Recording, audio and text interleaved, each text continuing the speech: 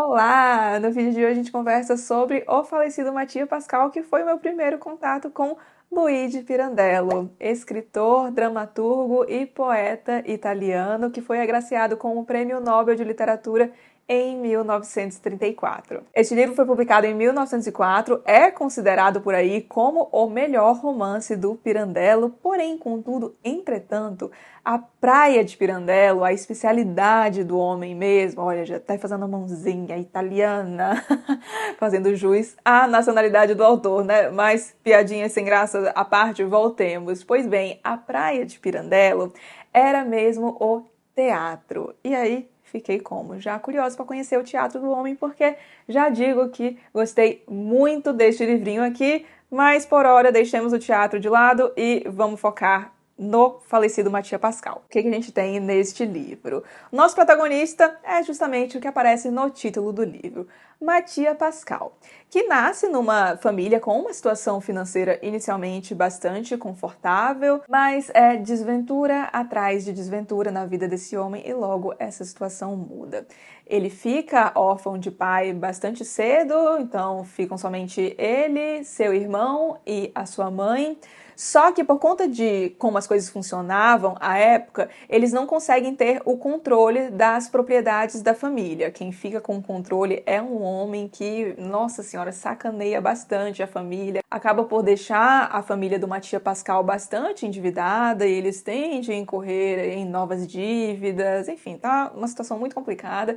Aí, como se já não fosse suficiente, Mattia acaba se envolvendo com uma mulher. Isso resulta num casamento super infeliz. Ele tem uma sogra que, olha, a bichinha é pavorosa.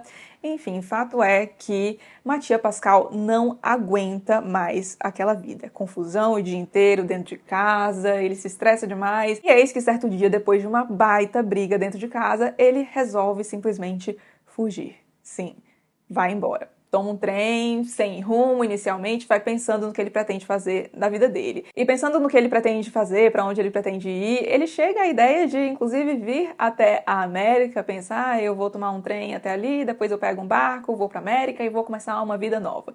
Mas depois ele vai percebendo que as coisas não serão tão simples assim e acaba indo parar em Monte Carlo. Chegando lá, ele vê os cassinos, ele tá com um dinheirinho ali no bolso e fala, já estamos aqui mesmo, né? Então, bora ver como é que funciona. Aí ele fica lá observando as pessoas jogarem, nota alguns padrões e resolve, então, tentar a sorte. E no caso de Mattia Pascal, aquele ditado, o famoso ditado do sorte no amor, azar no jogo, na verdade é o contrário, né? Ou eu falei certo, sorte no jogo, azar no amor. Gente, não sei porque eu ainda tento ficar falando ditado, eu sou muito ruim de ditado, mas vocês sabem de que ditado eu tô falando, né? Pois é, toda a infelicidade que Mattia Pascal tinha no amor se transformou em felicidade no jogo, porque ele ganha uma boa graninha. Ele vê que as coisas vão dando certo ali, aí volta no cassino, fica lá alguns dias e consegue juntar um bom montante ao longo desse tempo. E aí ele decide que vai voltar para casa, começa a ficar com medo de perder o dinheiro, acontecem algumas coisas esquisitas ali, ele pensa, ok, talvez seja a hora de voltar para casa. Só que quando ele tá voltando para casa, ele já fica infeliz, porque pensa, putz, eu ganhei todo esse dinheiro aqui, mas eu vou chegar lá e eu devo tanto dinheiro que o dinheiro vai praticamente embora, aí minha sogra horrorosa vai querer se aproveitar disso aqui, vou ter que ajudar fulano e rapidinho o dinheiro que eu ganhei aqui vai embora. E Mattia está lá entregue a esses pensamentos quando ele vê num jornal que ele mesmo, Mattia Pascal, foi declarado morto. O que acontece? Mattia Pascal foi dado como desaparecido enquanto ele estava fora, né? Porque ninguém sabia do paradeiro dele, ele simplesmente foi embora e não comunicou ninguém. Só que enquanto ele estava fora, acharam o corpo de um homem e a causa da morte parecia ser suicídio. O homem havia tirado a própria vida e o homem tinha feições muito parecidas com a do Mattia Pascal. E como o corpo parecia já estar ali há certo tempo, estava num estado não muito bom, o pessoal achou que se tratava do Mattia Pascal mesmo e arrumaram até mesmo uma justificativa para essa morte, que seriam justamente os problemas financeiros de Mattia Pascal. E aí ele pensa, meu Deus, Isso é maravilhoso. Afinal de contas, ele havia ganhado a oportunidade de fugir daquela vida que ele detestava e ainda tinha uma graninha legal para começar uma vida nova. Então ele fica eufórico, meu Deus, minha libertação, minha liberdade, uma nova vida. Mas logo para pensar nas questões mais práticas. Peraí, preciso de um nome novo. Qual que vai ser esse nome? Ele percebe também que seria interessante resolver algumas coisas em relação à aparência dele, porque ele tinha uma aparência bastante particular, principalmente do jeito que ele usava o cabelo, barba, e ele também era estrábico, então ele pensa, putz, se o pessoal ver meu olho e o conjunto da obra aqui, barba, cabelo, vão saber que não tem como não ser Mattia Pascal, morre de medo de ser reconhecido.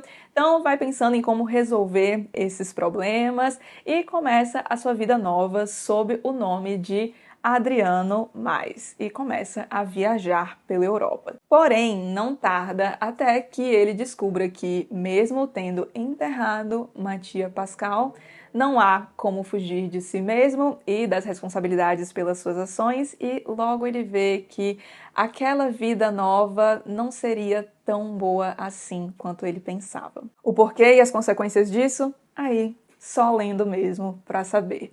E, como eu disse no começo do vídeo, gostei muito deste livrinho, me diverti bastante, a escrita do Pirandello é muito fluida, o narrador, que aliás é em primeira pessoa, é o próprio Mattia Pascal, é super irônico, vez ou outra ele interage com o leitor e eu adoro quando os narradores fazem isso de forma bem feita, que é o que acontece aqui, aliás, principalmente ali no começo, ele explicando do porquê, ele vai contar a história da vida dele e... Falei que o narrador é em primeira pessoa, né? Então tenhamos isso em mente ao longo da narrativa, porque a gente vê tudo aqui sob o olhar do Mattia Pascal.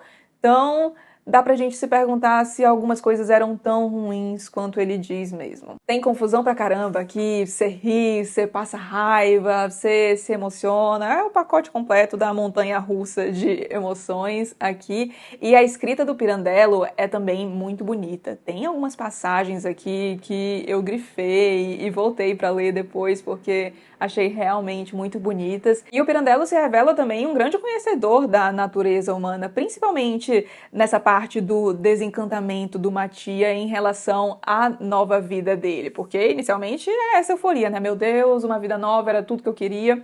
Só que depois ele vê os problemas que aquela vida nova tem. Por exemplo, ele tinha dinheiro, mas não podia comprar uma casa, porque ele não tinha documentação. Aí ele conhece pessoas, mas fica com medo de se aproximar delas, porque ele tem de inventar todo um novo passado para ele, fica com medo de ser descoberto, e de início isso não tem muito peso, só que depois vem aquela necessidade humana de companhia, de troca com outro ser humano, e ele sente bastante falta disso, e essa parte do não poder se envolver muito por conta do medo acaba pesando bastante. Ele achava que ia conseguir ser feliz sozinho, mas sente falta do convívio.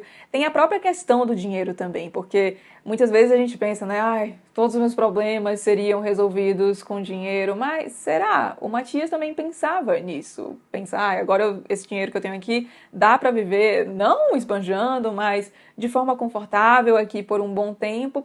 Só que depois ele vê que o dinheiro não é suficiente e a liberdade que ele tanto queria, acaba logo se revelando, na verdade, uma prisão. Sobre a questão da liberdade, quero ler um trechinho para vocês que está na página 193. Eu já percebera como minha liberdade, que a princípio me parecera sem limites, infelizmente era limitada pelo meu dinheiro, que não era muito. E isso tendo em vista que ele pretendia viver daquele dinheiro pela vida inteira. Então aí realmente não era muito, não dava para esbanjar tanto. Voltando aqui para o texto. Então também percebi que poderia mais apropriadamente ser chamada de solidão e tédio, e que isso me condenava a uma dor terrível, a da companhia de mim mesmo. Acho que esse trecho resume bem boa parte do que a gente acabou de conversar e dá pra ver bem essa mudança da percepção que o Mattia tem em relação à sua liberdade. E nesta edição aqui, que é publicada pela editora Unesp, há um textinho excelente de autoria do próprio Pirandello, ao fim, cujo título é Advertência sobre os escrúpulos da fantasia.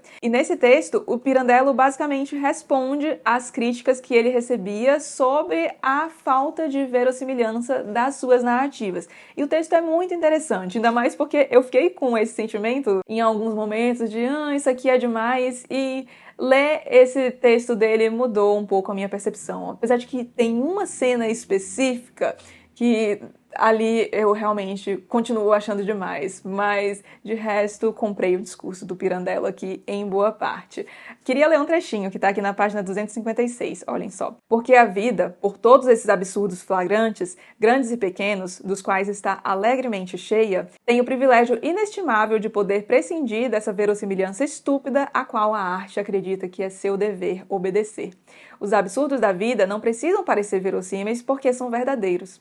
Ao contrário dos absurdos da arte, que, para parecer verdadeiros, precisam ser verossímeis. E, sendo verossímeis, eles não são mais absurdos. E aí ele coloca aqui o exemplo de dois fatos mesmo da vida real, coisas que aconteceram, saíram em jornais, etc., que são bastante absurdos. E aí é meio que uma provocação, sabe? Olha, isso aqui realmente aconteceu, acontece na minha narrativa e vocês acham absurdo, mas aconteceu na vida real mesmo, foi inclusive noticiado. Será que foram lá falar pro homem que passou por aquilo, que aquilo foi inverossímil? Ele é bem provocador nessa parte, até engraçado de ler. Enfim, gostei muito do texto e acabei falando da edição da Unesp, né? E fica a dica, recomendo muito esta edição. Além desse texto, ao final, a gente tem uma apresentação bem legal que fala um pouco sobre o Pirandello e sobre o falecido Mattia Pascal também, sobre a obra em si, mas já fica a recomendação aqui de, caso você seja pessoa que não gosta de ter os famigerados, né, spoilers, revelações sobre o enredo, etc., fica a dica de ler a apresentação somente após os textos do Pirandello, porque a apresentação fala de algumas coisas que irão acontecer ao longo do enredo de Mattia Pascal. E, minha gente, eu preciso falar, é uma delícia passar a mão nestas edições. Eu digo nestas edições porque este livro faz parte de uma coleção da editora Unesp, a coleção de clássicos. Eles têm diversos títulos lá, então vale a pena dar uma olhada. Vou deixar o link aqui para onde vocês conseguem ver os títulos da coleção. E é legal porque eles têm uns clássicos que fogem bem da caixinha, sabe? Dá pra encontrar umas coisas diferentonas e eu continuo aqui passando a mão no livro. Ai, é porque é muito gostoso. Em resumo, recomendo muitíssimo tanto o livro como esta edição. Se você tiver lido o livro, comenta aqui se você concorda com alguma percepção minha ou não. E se você gostou do vídeo, não esqueça de deixar um like e de se inscrever aqui no canal, caso não seja inscrito ainda. Um grande beijo e até os próximos vídeos.